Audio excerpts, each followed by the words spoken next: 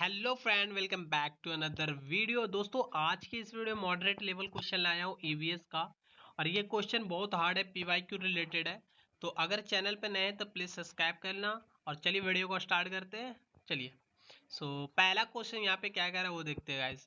तो यहाँ पे गाइस आप देख सकते हो कि वाष्पीकरण की प्रक्रिया का किसके कारण सबसे तेजी होता है। जो एवेपोरेशन होता है वो किसके कारण सबसे कारण सबसे तेजी होता है। कम तापमान पर होता है, अधिक आर्द्रता पर होता है, अधिक तापमान और तेजी हवा के बदले, या बादल के छाए रहने पर। तो फ्रेंड जल्दी से बताइए इसका पहला आंसर क्या होगा। वाष्पीकरण, एवेपोरेशन तो आप पढ़े होंगे, ये ईवीएस का क्वेश्चन है, ठीक है ना। तो जल्दी से बताइए इसका आंसर क्या होगा फ्रेंड। अगर चैनल पर नहीं तो प्लीज सब्सक्राइब कर लेना। और यहाँ पे 15 क्वेश्चन लाया हूँ, ठीक है। ईवीएस का अच्छा क्वेश्चन है और यहाँ पे मॉडरेट और हार्ड दोनों लेवल है। तो जल्दी से बताइए इसका आंसर क्या होगा फ्रेंड। तो यहाँ पे क्या होगा, अधिक तापमान और तेजी हवा, ठीक है ना। आंसर क्या होगा फ्रेंड, सी होगा। चलिए फ्रेंड आगे बढ़ते हैं और यहाँ पे 2 क्वेश्चन देखते हैं एंड दूसरा क्वेश्चन यहाँ पे क्या कह रहा है वो देखते हैं। तो फ्रेंड यहाँ पे दूसरा क्वेश्चन कह रहा है कि निम्नलिखित में से कौन सा जीव अपने वातावरण के अनुसार रंग बदल सकता है। गिरगिट, कबूतर, गिलहरी, ऊंट। तो फ्रेंड जल्दी से बताइए इसका आंसर क्या होगा दूसरा का। जल्दी बताइए दूसरा का आंसर क्या होगा। चलिए बताइए फ्रेंड दूसरा का आंसर क्या होगा।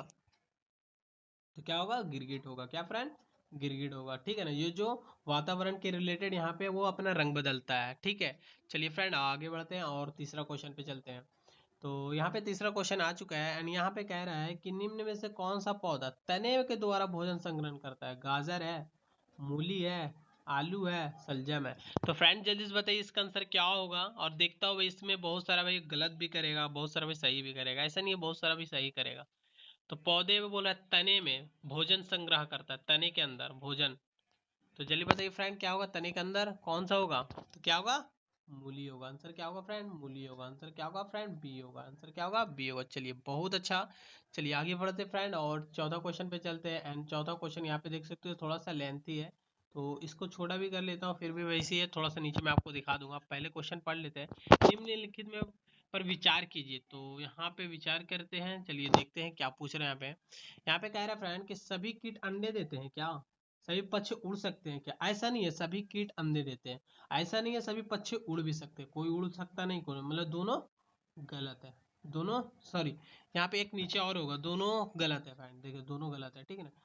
ठीक है, आंसर क्या होगा, डी होगा। क्योंकि यहाँ पे बोल रहा है कि सभी कीट अंडे देते हैं, नहीं गलत है। मतलब सभी अंडे थोड़ी नहीं देते हैं, ऐसा थोड़ी ना है। सभी पक्षी उड़ सकते हैं, नहीं ऐसा नहीं हो सकता, गलत है। तो इसका आंसर क्या होगा, डी होगा। आंसर क्या होगा फ्रेंड, डी होगा। आंसर क्या होगा, डी होगा। आंसर क्या होगा फ्रेंड, डी होगा। आंसर क्या होगा, डी होगा, ठीक है।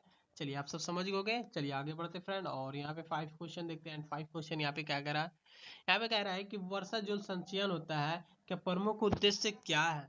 बाढ़ बढ़ाना, भूजल स्तर बढ़ाना, नदियों को सुखाना, या मिट्टी हटाना। तो फ्रेंड जल्दी से बताइए इसका क्या होगा। वर्षा जल संचयन प्रमुख उद्देश्य क्या होता है, भूजल स्तर बढ़ाना। क्या होगा, भूजल स्तर बढ़ाना। नदियों को सुखाना नहीं होता, भूजल स्तर बढ़ाना। क्या होगा आंसर फ्रेंड, बी होगा। क्या होगा, बी होगा। चलिए बहुत अच्छा, सबने आंसर सही लगाया। चलिए आगे बढ़ते हैं एंड 6 क्वेश्चन पे चलते हैं।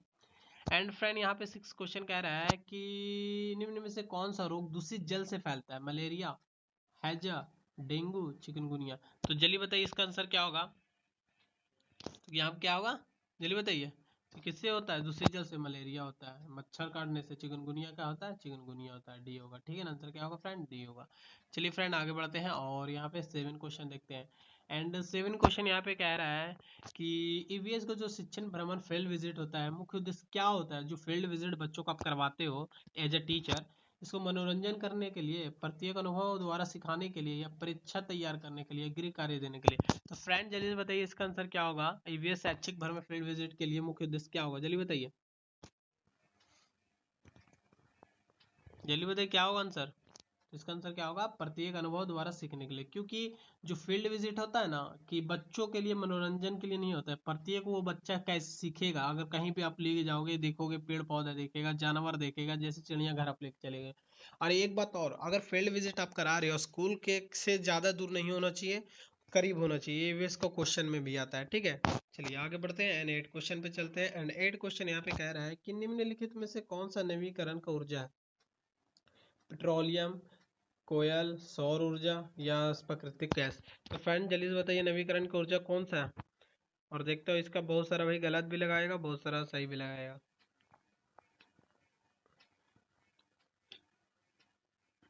जल्दी बताइए। ये होगा सौर ऊर्जा, ठीक है ना। आंसर क्या होगा फ्रेंड, सी होगा, ठीक है। चलिए आगे बढ़ते फ्रेंड, और यहाँ पे अगला क्वेश्चन पे चलते हैं, नाइन्थ का। एंड नाइन क्वेश्चन यहाँ पे क्या कह रहा है वो देखते हैं। तो नाइन क्वेश्चन यहाँ पे कह रहा है कि ईवीएस पढ़ाते समय टीचर का सबसे पहले किस पर बल देना चाहिए, बताइए। रटने पर, अवलोकन या अनुभव पर, केवल पुस्तक पर, केवल परीक्षा पर। तो जल्दी बताइए फ्रेंड इसका आंसर क्या होगा, नाइन का। जल्दी बताइए फ्रेंड क्या होगा आंसर। तो इसका आंसर क्या होगा फ्रेंड, जल्दी बताइए। तो इसका आंसर क्या होगा, अवलोकन या अनुभव पर होगा, क्या होगा, बी होगा। आंसर क्या होगा, बी होगा। रटने पर तो बात नहीं होता है, केवल तो ओनली होगा नहीं, ओनली होगा नहीं। चलिए बहुत अच्छा, चलिए आगे बढ़ते फ्रेंड, और यहाँ पे 10 क्वेश्चन पे आ चुके हैं। 10 क्वेश्चन देखते हैं, 5 क्वेश्चन और इसके बाद है। तो फ्रेंड यहाँ पे कह रहा है कि निम्नलिखित में से कौन सा स्तनधारी मैमल के है। चमगादड़ है, मगरमच्छ है, कबूतर है या मेंढक है। ऐसा कौन सा पक्षी है जो बच्चों को दूध भी पिलाता है। तो ऐसा कौन पक्षी है, स्तनधारी है। तो ये चमगादड़ है, ठीक है ना। चमगादड़ है, क्या है, चमगादड़ है, ठीक है ना। क्या है, ए है, ठीक है, ए है, चमगादड़ है। चलिए बहुत अच्छा, चलिए आगे बढ़ते हैं फ्रेंड। एंड यहाँ पे 11 क्वेश्चन पे आ चुके हैं। एंड 11 क्वेश्चन यहाँ पे कह रहा है फ्रेंड कि बच्चे जो पर्यावरण होता है प्रति संवेदनशील विकसित करने का सबसे प्रभावी तरीका है केवल व्याख्या देना, केवल लेक्चर, प्रकृति अवलोकन एवं गतिविधि करवाना, केवल नोट्स लिखवाना या केवल परीक्षा लेना। तो फ्रेंड जल्दी से बताइए इसका आंसर क्या होगा। यहाँ पे बच्चे का पर्यावरण प्रति संवेदनशील विकसित करने के लिए बात कर रहा है। तो जल्दी बताइए इसका आंसर क्या होगा। इसका आंसर क्या होगा फ्रेंड, प्रकृति अवलोकन एवं गतिविधि होगा, क्या होगा फ्रेंड, बी होगा। आंसर क्या होगा फ्रेंड, बी होगा। चलिए बहुत अच्छा, सबने आंसर सही लगाया। चलिए आगे बढ़ते हैं एंड 12 क्वेश्चन पे चलते हैं। एंड 12 क्वेश्चन यहाँ पे कह रहा है फ्रेंड कि एनसीएफ 2005 के अनुसार ईवीएस का मुख्य उद्देश्य है तथ्यों को रटना, बच्चों को अपने परिवेश से जोड़ना, केवल अंक बढ़ाना, केवल परियोजना कार्य कराना। तो जल्दी बताइए फ्रेंड इसका आंसर क्या होगा। यहाँ पे एनसीएफ 2005 के बारे में पूछ रहा है, ईवीएस का मुख्य उद्देश्य के बारे में। और देखता हूँ भाई इसका सबसे मोस्ट इंपॉर्टेंट यहाँ पे आंसर कौन लगाता है, क्योंकि एनसीएफ 2005 आप सब पढ़े होंगे और ये आसानी से आप आंसर लगा सकते हो। देखो यही सब आंसर क्वेश्चन यहाँ पे बनता है सीटेट में।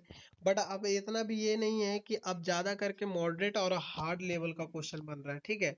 तो उसके लिए आपको प्रैक्टिस करना जरूरी है और डेली मॉक टेस्ट लगाना, जैसे कि मैं अभी यहाँ पे करा रहा हूँ। ये एक मॉक टेस्ट है, अगर आपका 15 में भी 15 आ रहा है फ्रेंड, तो भाई मतलब समझ लो आपका बहुत अच्छा है, ठीक है। अगर 15 में 15 भी आ रहा है बहुत अच्छा आपके लिए। तो जल्दी बताइए फ्रेंड इसका आंसर क्या होगा। तो बच्चों का अपने परिवेश से जोड़ना, क्या एनवायरनमेंट से जोड़ना, ठीक है। आंसर क्या होगा फ्रेंड, यहाँ पे होगा 2 होगा, क्या होगा, 2 होगा। चलिए बहुत अच्छा, चलिए आगे बढ़ते फ्रेंड, 13 क्वेश्चन देखते हैं। एंड 13 क्वेश्चन यहाँ पे क्या कह रहा है वो देखते हैं।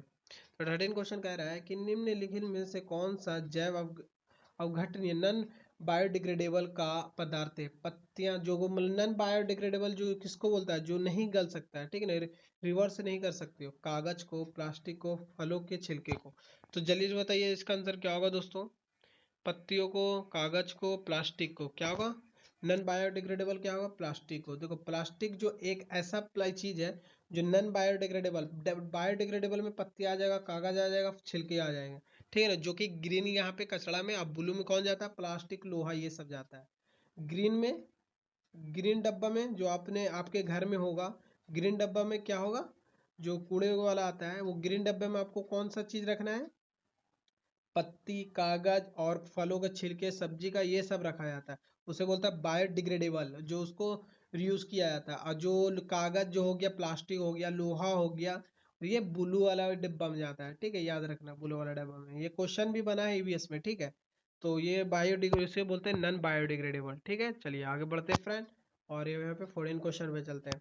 एंड 14 क्वेश्चन यहाँ पे क्या कह रहा है फ्रेंड, यहाँ पे कह रहा है कि ईवीएस का जो मूल्यांकन का सबसे उपयुक्त तरीका है, केवल वार्षिक परीक्षा, सतत एवं मूल्यांकन, केवल मौखिक परीक्षा या केवल लिखित परीक्षा। तो चलिए बताइए फ्रेंड इसका आंसर क्या होगा यहाँ पे 14 का।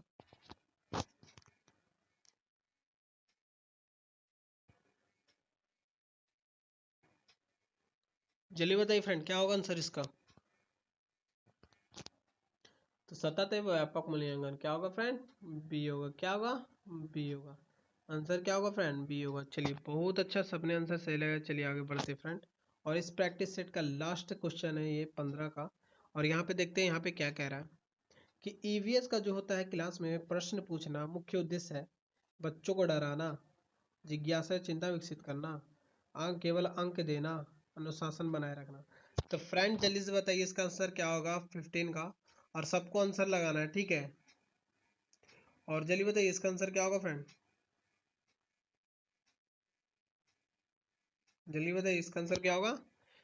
इसका आंसर क्या होगा फ्रेंड? बी होगा। चलिए बहुत अच्छा, सबने आंसर चलेगा। डराना तो होगा नहीं, केवल तो होगा नहीं, अनुशासन बनाए रखना नहीं होगा। तो यहाँ पे क्या होगा? आंसर होगा बी होगा। आंसर क्या होगा फ्रेंड? बी होगा। चलिए बहुत अच्छा। तो आज की इस वीडियो में बस इतना ही मैं लाया था। और ये बताना कमेंट में कि आपका 15 में कितना बना है, ठीक है ना। 15 में आपका कितना बना है, 15 में 15 बना है या नहीं बना है। और चैनल पे नए तो प्लीज़ सब्सक्राइब कर लेना। मिलते हैं फिर एक नेक्स्ट टॉपिक के साथ, तब तक के लिए टेक केयर और बाय बाय। व्हाट्सएप चैनल पे फॉलो नहीं किया तो जल्दी से ज्वाइन हो जाओ व्हाट्सएप चैनल पे, नीचे डिस्क्रिप्शन में लिंक है। मिलते हैं फिर नेक्स्ट वीडियो में, तब तक के लिए टेक केयर।